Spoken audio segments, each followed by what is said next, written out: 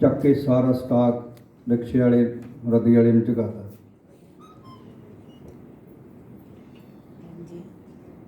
मैं उस सज्जन ते मेरा इन्ना दुख होया, मैनू जो पता लगा उस गल का, मैं उन्होंने कहा मैं भी दोस्ता भी इतने किन्ने स्कूल कॉलेज आ पंजाबी साहित्य अकैडमी है या कोई गुरु घरों के भी किन्नियां लाइब्रेरियां बनिया ने, तू तेरे ध्यान च ये नहीं आया कि तू किसी लाइब्रेरी में दे दिंदा वो किताबां। दोस्तों कहना सौखा पर किताब छपाउणी बड़ी औखी। किताब नूं पहली दी गल खरड़ा ही तैयार नहीं हुंदा, खरड़ा तैयार करके देखो तुसीं अज दी डेट दे विच किताब छपाउणी मैं कहना मेरे ख्याल दे नाल भी एक बड़ी वड्डी जंग जितण वाली गल है। हथों सिट्टिया मेरे ख्याल नाल 40 45 50 हज़ार दे इर्द गिर्द खर्चा हो जाना, पहला दोनों छपाउण दा, फिर उहनूं लोकां च रिलीज़ करन दा।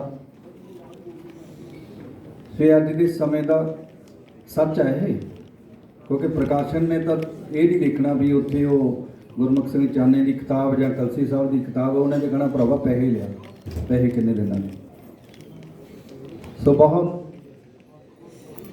बधाई आ प्रभ किरण जी उन्होंने परिवार में, भाजी सरबजीत बैठे आ, क्योंकि इन्होंने अपने माँ बाप की विरासत में सांभिया कि अज ये किताब पंथक का फुलकारी जी तुहाडे सामने अज रिलीज़ हुई है। तो मैं सारे परिवार को बधाई भी दिना, आप सारे वालों भी तो बहुत बहुत स्वागत भी करदा, और खास करके जिहड़े साडे बुलारे आए हैं साडे मेहमान, और खास करके मैं धन्यवाद करना चाहांगा साडे विचकार पंजाबी जागरण तो पलविंदर ढुड्डी के आए ने जी, गीतकार अमरजीत शेरपुरी, सरदार हरदेव सिंह कलसी, सरदार गुरिंदरपाल सिंह पप्पू जी सीनियर अकाली आगू, और साडे दविंदर सिंह प्रधान विश्वकर्मा रामगढ़िया बोर्ड, बलविंदर सोहल जी समाज सेवी वो भी साडे विचकार ने। तो डॉक्टर हरबंस आपां जरूर ख्याल रखना दोस्तों, क्योंकि साडे को बुलारे ज़्यादा होने करके तुहानूं बेनती करनी पई है, तो ये बेनती प्रवान करना।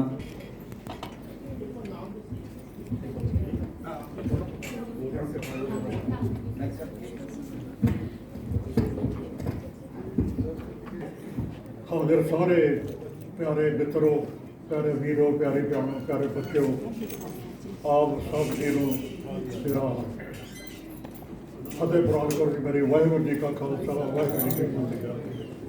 मेरी जान पछाण प्रिंसीपल सतवीर सिंह और उन्होंने छोटे भरा प्रोफैसर बरिंदर सिंह जी ने अवतार सिंह चौहान जी नाल करवाई सी, और देखो जी वो उन्होंने जी ना सोच कितनी सुगम सी।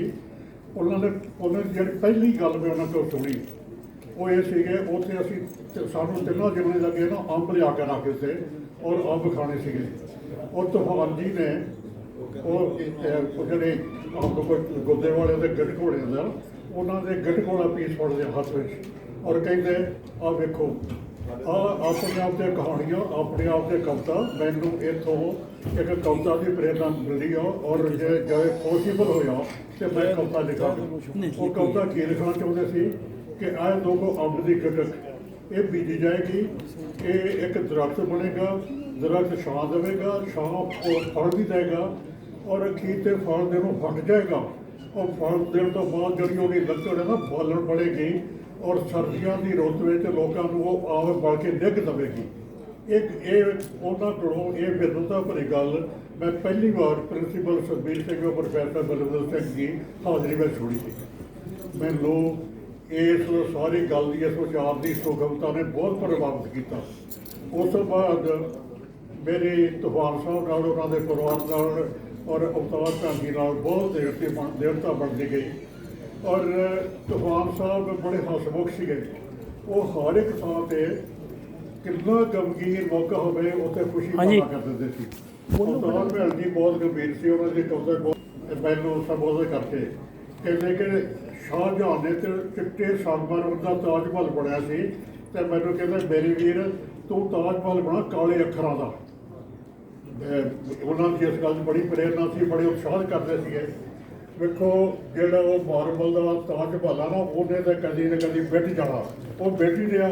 ਆਪਣੀ ਗੌਰਮੈਂਟ ਉਹਦੇ ਬਾਰੇ ਚਿੰਤਾ ਕਰ ਰਹੀ ਹੈ ਕਿ ਪੋਲਿਊਸ਼ਨ ਕਰਨ ਕਿ ਜੋ ਹਵਾ ਵਿੱਚ ਇਸ ਉਡਾ ਰਿਹਾ ਉਹ ਤਾਜ ਮਹਿਲ ਦਾ ਬੜਾ ਨੁਕਸਾਨ ਕਰ ਰਿਹਾ, ਉਹਦੀ ਚਮਕ ਖਰਾਬ ਕਰ ਰਿਹਾ, ਉਹ ਸਰਕਾਰ ਨੂੰ ਸੰਭਾਲਣਾ ਪੈ ਰਿਹਾ। ਪਰ ਕਾਲੇ ਅੱਖਰਾਂ ਨਾਲ ਲਿਖੀ ਹੋਈ ਕਵਿਤਾ, ਕਾਲੇ ਅੱਖਰਾਂ ਨਾਲ ਲਿਖੀ ਹੋਈ ਕਵਿਤਾ ਦੀ ਫੁਲਕਾਰੀ ਨਾ ਕਦੀ ਪਾਟਣੀ, ਨਾ ਕਦੀ ਬੈਲੀ ਹੋਣੀ ਔਰ ਨਾ ਪਿਛੋਰ ਹੋਣਾ। ਇਹੋ ਜਿਹੇ ਕੰਮ ਕਰ ਗਏ ਸੀ ਜੀ ਅਵਤਾਰ ਭੈਣ ਜੀ ਔਰ ਸਰਦਾਰ ਤਰਲੋਕ ਸਿੰਘ ਤੂਫਾਨ। ਵੇਖੋ ਜੀ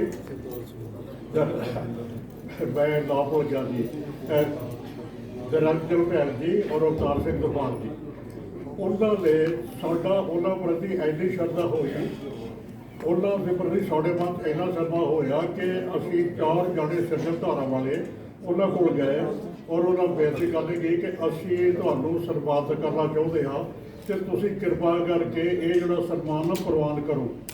ਉਹਨਾਂ ਨੇ ਸਾਡਾ ਮਾਣ ਰੱਖਿਆ ਔਰ ਪੰਜਾਬੀ ਭਾਸ਼ਾ ਉਹਨਾਂ ਨੂੰ ਸਨਮਾਨਿਤ ਕੀਤਾ ਗਿਆ ਸਿਰਜਣ ਧਾਰਾ ਵੱਲੋਂ, ਔਰ ਅਸੀਂ ਕੀ ਉਹਨਾਂ ਦਾ ਸਨਮਾਨ ਕਰਨਾ ਸੀ।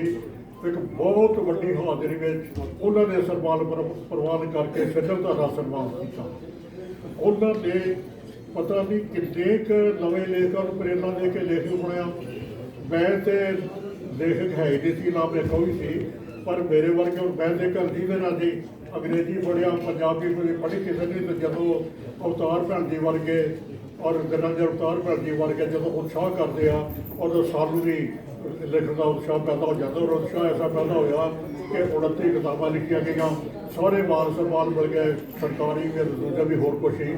ਤੇ ਜੇ ਅਵਤਾਰ ਭੈਣ ਜੀ ਉਤਸ਼ਾਹ ਨਾ ਕਰਦੇ, ਨਾ ਮੈਂ ਆਪਣੇ ਆਪ ਨੂੰ ਲੇਖਕ ਸਮਝਣਾ ਸੀ ਔਰ ਨਾ ਮੈਨੂੰ ਇਹਨਾਂ ਮਾਨ ਸਨਮਾਨ ਮਿਲਦੇ ਸੀ। ਵੇਖੋ ਜੀ ਬੜੇ ਨਾਲੋਂ ਬਣਾਉਣ ਵਾਲਾ ਜਿਹੜਾ ਨਾ ਉਹ ਮਹਾਨ ਹੁੰਦਾ, ਉਹਨਾਂ ਨੇ ਮੇਰੇ ਵਰਗਾ ਕਈਆਂ ਨੂੰ ਬਣਵਾਇਆ।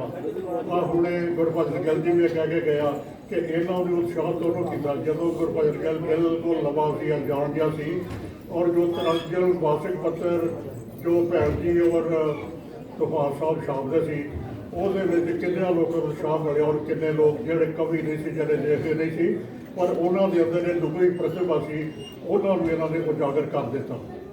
ਫਿਰ ਦੂਜੀ ਵੱਡੀ ਗੱਲ ਇਹ ਜਿਹੜੀ ਕਿ ਸਾਰੇ ਲੁਧਿਆਣੇ 'ਚ ਵਸਾਲ ਆ, ਮੇਰਾ ਲੁਧਿਆਣੇ ਦੇ ਉਦਯੋਗ ਪਤੀਆਂ ਨਾਲ ਬੜਾ ਮੇਲ ਜੋਲ ਆ ਔਰ ਉਹਨਾਂ ਕੋਲ ਕਰੋੜਾਂ ਰੁਪਈਏ ਸ਼ਾਇਦ ਉਹਨਾਂ ਕੋਲ ਅਰਬਾਂ ਰੁਪਈਏ ਹੋਣ, ਪਰ ਉਹਨਾਂ ਦੇ ਘਰਾਂ 'ਚ ਭੁੱਖ ਬੜੀ ਆ। ਮੈਂ ਉਹਨਾਂ ਦੇ ਮੁੰਡਿਆਂ ਨੂੰ ਇਹ ਕਹਿੰਦਿਆਂ ਸੁਣਿਆ ਕਿ ਸਾਡੇ ਪਿਓ ਨੇ ਸਾਡੇ ਵਾਸਤੇ ਬਣਾਇਆ ਕੀ, ਐਡੀਆਂ ਵੱਡੀਆਂ ਫੈਕਟਰੀਆਂ ਤਾਂ ਉਹਨਾਂ ਦੀ ਐਡਾ ਵੱਡਾ ਕੁਛ ਕਰਦਾ ਔਰ ਤੁਹਾਡੀ ਭੁੱਖ ਅਜੇ ਤੱਕ ਕਹੀ ਜਾ ਰਹੀ ਹੈ ਕਿ ਤੁਹਾਡੇ ਲਈ ਕੁਛ ਨਹੀਂ ਬਣਾਇਆ। ਪਰ ਆਪਣੇ ਪ੍ਰਭ ਕਰਨ ਜੀ ਦੂਜੇ ਸਾਰੇ ਕੁਛ ਇਹ ਉਹ ਜਿਹੜੀ ਅਮਿਟ ਜਿਹੜੀਆਂ ਯਾਦਗਾਰਾਂ ਸਮੱਗਰੀ ਦੌਲਤ ਜਿਹੜਾ ਵੈਲਥ ਅਵਤਾਰ ਭੈਣ ਜੀ ਔਰ ਤੂਫਾਨ ਵੀਰ ਜੀ ਬਣਾ ਗਏ ਆ, ਉਹਨੂੰ ਜਿਹੜੀਆਂ ਸੰਭਾਲ ਰਹੇ ਆ। ਇਹਨਾਂ ਵਰਗਾ ਇਹ ਜੋ ਹੈ ਨਾ ਜੀ ਸਪੁੱਤਰ ਘਰ ਘਰ ਵਿੱਚ ਹੋਣ ਔਰ ਲੁਧਿਆਣਾ ਜਿਹੜਾ ਅੱਜ ਕੱਲ੍ਹ ਸਿਰਫ ਪੈਸੇ ਦਾ ਸ਼ਹਿਰ ਬਣ ਗਿਆ, ਇੱਥੇ ਬੱਚੇ ਸੋਚਦੇ ਆ ਕਿ ਸਾਡੇ ਪਿਓ ਨੇ ਸਾਡੇ ਲਈ ਕਿੰਨੀ ਜਾਇਦਾਦ ਬਣਾਤੀ, ਕਿੰਨਾ ਪੈਸਾ ਛੱਡ ਗਿਆ। ਉੱਥੇ ਇਹਨਾਂ ਨੂੰ ਸ਼ਾਬਾਸ਼ ਜਾਂਦੀ ਆ ਕਿ ਇਹ ਜਿਹੜਾ ਉਹਨਾਂ ਦੀ ਸਾਹਿਤਕ ਨਿਧੀ ਜਿਹੜਾ ਸਾਹਿਤਕ ਦੌਲਤ ਆ ਇਹ ਸੰਭਾਲ ਰਹੇ ਆ ਔਰ ਆਪਣੇ ਤੱਕ ਪਹੁੰਚਾ ਰਹੇ ਸੀ। ਹੁਣ ਮੈਂ ਜੋ ਮੇਰੀ ਸਾਹਿਤਕ ਪ੍ਰਾਪਤੀ ਆ ਇਸ 'ਤੇ ਵੱਡਾ ਹਿੱਸਾ ਅਵਤਾਰ ਭੈਣ ਜੀ ਦਾ। ਅਸੀਂ ਜਦੋਂ ਵੀ ਉਹਨਾਂ ਨੂੰ ਮਿਲਦੇ ਸੀਗੇ ਉਹਨਾਂ ਦੇ ਪੈਰੀਂ ਹੱਥ ਲਾਉਂਦੇ ਸੀ ਔਰ ਉਹ ਵੀ ਸਾਨੂੰ ਆਸ਼ੀਰਵਾਦ ਦਿੰਦੇ ਸੀ। ਉਹ ਮੈਨੂੰ ਕਹਿੰਦੇ ਸੀ ਤੂੰ ਤੇ ਮੇਰਾ ਛੋਟਾ ਵੀਰ ਆ। ਔਰ ਇਹ ਕੋਈ ਉਤਸ਼ਾਹ ਹੀ ਆ ਜੋ ਕਿਸੇ ਨੂੰ ਬਣਾ ਦਿੰਦਾ। ਕਈਆਂ ਨੇ ਉਤਸ਼ਾਹ ਤੋੜਿਆ ਵੀ, ਉਹ ਤੋੜਨ ਵਾਲੇ ਜ਼ਿਆਦਾ ਹੋ ਜਾਣੇ ਸੀ, ਜੇ ਜ਼ਿਆਦਾ ਭਾਰੂ ਹੋ ਜਾਂਦੇ ਜੇ ਅਵਤਾਰ ਭੈਣ ਜੀ ਸਾਨੂੰ ਉਤਸ਼ਾਹ ਲੱਗ ਦਿੰਦੇ। ਔਰ ਜਦੋਂ ਵੀ ਕਦੇ ਮੈਨੂੰ ਕੋਈ ਮਾਨ ਸਨਮਾਨ ਮਿਲਿਆ, ਕੋਈ ਪੁਰਸਕਾਰ ਮਿਲਿਆ, ਮੈਨੂੰ ਅਵਤਾਰ ਭੈਣ ਜੀ ਦੀ ਯਾਦ ਆਈ।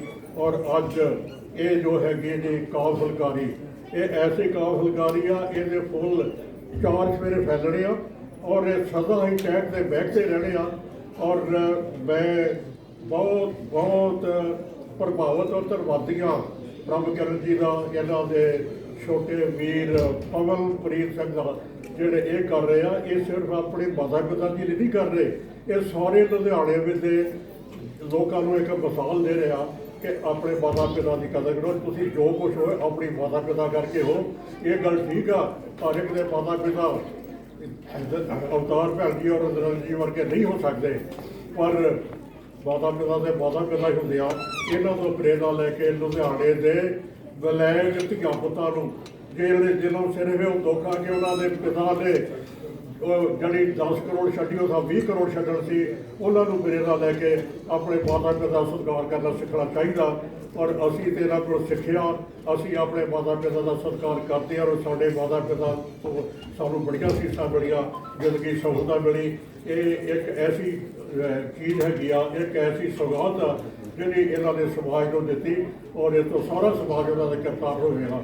ਉਹਨਾਂ ਦੀਆਂ ਗੱਲਾਂ ਯਾਦ ਕਰਕੇ ਤੇ ਗੱਲ ਮੁੱਕੇ ਨਾ, ਜਿੰਨੇ ਚਿਰ ਮਰਜ਼ੀ ਬੋਲਦੇ ਰਹੋ, ਪਰ ਇਹਦੇ ਸਮੇਂ ਦਾ ਸੰਕੋਚ ਕਰਨਾ। ਔਰ ਬਹੁਤ ਸਿਆਣੇ ਹੋਰ ਬਰਾਦੇ ਬੈਠੇ ਉਹ ਵੀ ਤੁਹਾਨੂੰ ਦੱਸਣਗੇ। ਔਰ ਮੈਂ ਤਾਂ ਤੁਹਾਨੂੰ ਇਹੋ ਬੇਨਤੀ ਕਰਾਂਗਾ ਕਿ ਉਹਨਾਂ ਦਾ ਰਚਿਆ ਹੋਇਆ ਸਾਧ ਪੜ੍ਹੋ। ਔਰ ਪ੍ਰਭਕਰਨ ਜੀ ਨੂੰ ਮੈਂ ਕਹਾਂਗਾ ਕਿ ਜੇ ਉਹਨਾਂ ਦਾ ਹੋਰ ਵੀ ਕੋਈ ਇਹੋ ਜਿਹਾ ਰਚਨਾ ਹੋਣਾ, ਇਹਦੇ ਬਾਰੇ ਤਾਂ ਤੁਹਾਨੂੰ ਪਤਾ ਨਹੀਂ, ਤੁਸੀਂ ਲੱਭ ਕੇ ਤੁਹਾਡੇ ਘਰ ਹੋਰ ਵੀ ਹੋਣਗੀਆਂ, ਲੱਭ ਕੇ ਸਾਰੀਆਂ ਛਾਪੋ।